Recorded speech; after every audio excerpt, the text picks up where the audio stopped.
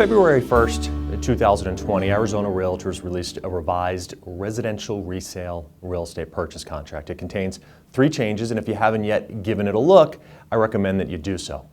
I want to discuss one of the changes that was made, which was to Section 2J, titled Seller Concessions.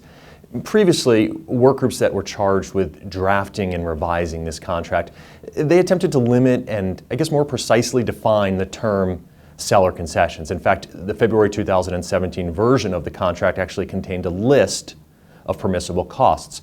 But despite this list, buyers and sellers continued arguing over whether certain fees could be paid from seller concessions, and a prime example of that was loan discount points. With many of the risk management committee members having experienced these sorts of buyer-seller disputes firsthand, the committee here at AAR concluded that Section 2J needed to be revised, and they decided to stop trying and limit and precisely define seller concessions. Instead, they concluded that the best thing to do was to open them up. So, by way of the February 2020 contract, seller concessions can now be used for any fee, cost, charge, or expenditure as long as it's allowed by the buyer's lender.